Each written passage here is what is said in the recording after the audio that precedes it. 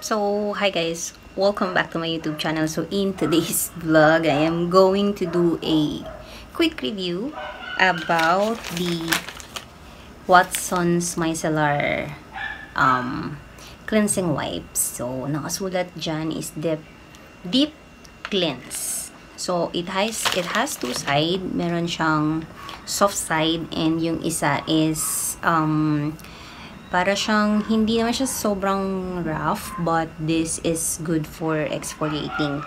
And why I did a review from this, kasi actually, hindi ko na mabilang yung ano nito, yung mga nagamit ko. Yung iba tinapon ko na talaga kasi I'm accumulating garbage na dito sa aking apartment. And nagustuhan ko rin siya kasi nakahanap ako ng dupe from the Sephora cleansing makeup wipes. Kasi si Sephora medyo mahal yun. And syempre, nandito na tayo sa Pilipinas. So, we should think paano tayo makakatipid. And syempre, we should support yung mga local brands na nandito sa Pilipinas.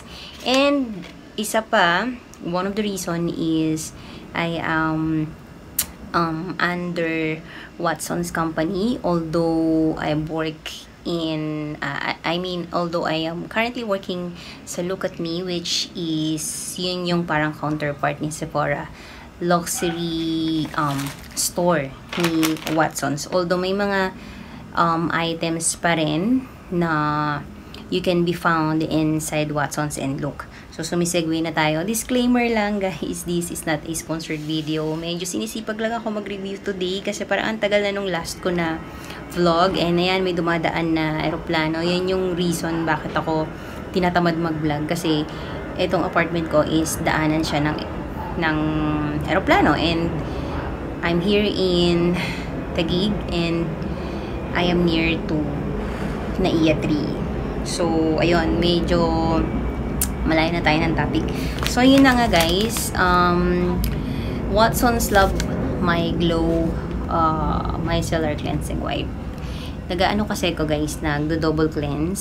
So, I need to remove this one. So, dahil nga ubos na yung ano ko din, Garnier Micellar Cleansing Oil. Ubos na kasi siya, kaya minsan nag-wipes na lang ako kasi para mabilisan. Then after that, yun, wash my face. Kasi hindi ko siya pwedeng diretsong i-wash dahil nga, tingnan nyo naman ang makeup ko. It's medyo, para sa akin, heavy na to. Kasi at my age, I don't usually put makeup unless nasa work ako. So, ang favorite ko lang naman ilagay is yung kilay, eyeliner, and concealer. Pero ito masyado na siyang too much sa akin tong lipstick na to. Except na lang na pag kasi sa makeup, you will look pale kung ang lipstick mo is nude. Kumbaga parang you're working at the beauty industry. So, nasanay ako na talagang ang aking lipstick is makulay and then strong and bold color.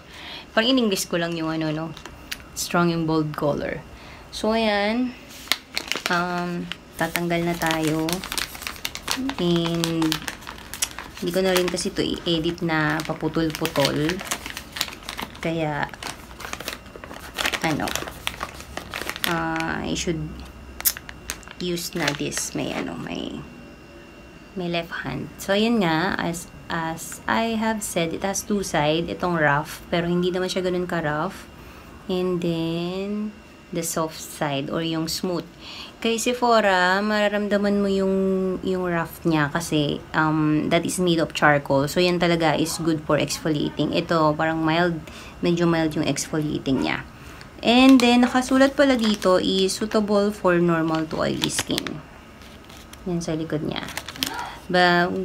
Basahin lang natin ng konti. So, it is suitable for normal to oily skin. Contains chamomile extract. Meron din siyang salicylic acid and vitamin E. And formulated with gentle yet effective micellar water.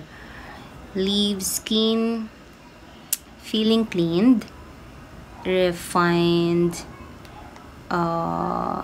and residue free. And then dual-sided fabric. Yun yan, as I've mentioned, pinakita ko na sa inyo. The textured side, deep cleanse, and exfoliate. To, di ba? Tama ako. The smooth side, for removes dirt, waterproof makeup, and excess oil. Dun sa waterproof makeup, medyo I don't know, hindi naman kasi ako naglalagay ng mascara. So, try na natin sa smooth. Yan, umpisa na natin tanggalin. Ano siya, guys? Yan. Demo na rin natin. Nakita na rin natin siya.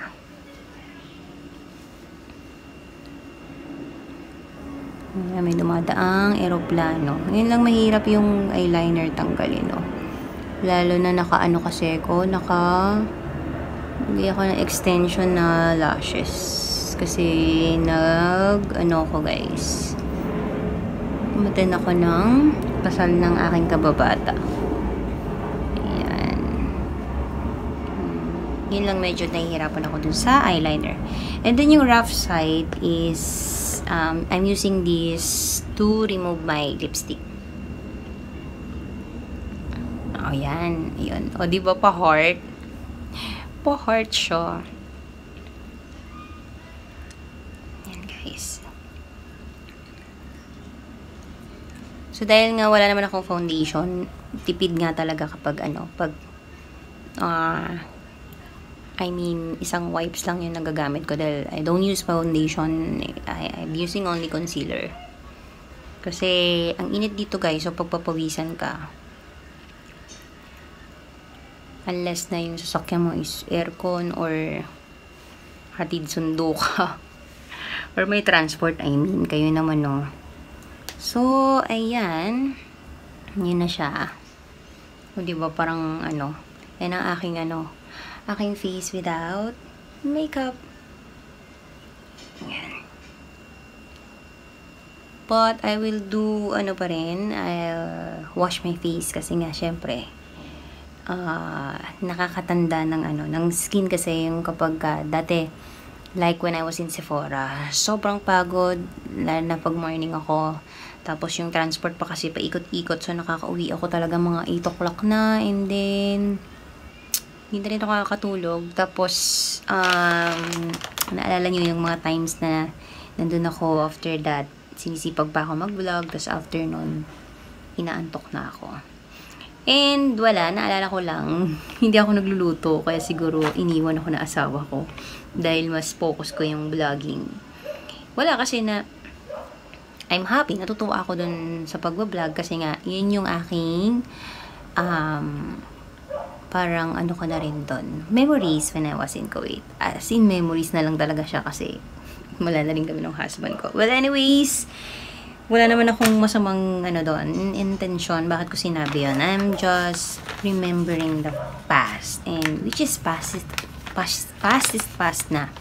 And I don't understand why my ex still don't want to talk to me. Kasi parang aminado ko na I'm still hurt, pero hindi na ako galit. Naunawaan ko na kung bakit niya ginawa yun, kasi na-deprive yung pagkabinata niya, yung life na dapat in-enjoy niya muna yung being single and pagiging bachelor. But I think masaya naman na siya kung nasaan siya and nakanino siya. I already accepted. Ang gusto ko lang is maging malaya na kami parehas. So yan, I think it's time to close the vlog, and ang aking final virtue with the Watson's Micellar Cleansing Wipes, and this one is, I think it's 55 pesos. I'm not so sure, nakalimutan ko na kasi I have employee discount, 30% kami sa mga Watson's products. And ayun, ang gaan ng peeling kasi nga it has a micellar water. Kumbaga, nalinis na rin yung face ko, although hindi na ako sanay na wipes lang. Dati kasi wipes lang, nakakatulog na ako. Pero 2 wipes naman yung nagagamit ko. So yun, I think that's it for today's vlog. And this is, I think, I found the cheapest makeup wipes in the Philippines. Kasi yung iba medyo may kamahalan, lalo na yung mga argan-argan, and then yung, ayan, makita kong brand eh. Argan, Pretty, tapos Pretty, Secret, yan. I'm not so sure. Pero ang Watsons, guys, okay naman siya and pwedeng panlaban sa ibang brand. So, I think that's it for today's video. Thank you for watching. Please don't forget to subscribe to my channel and see you on my future vlogs. Bye, guys.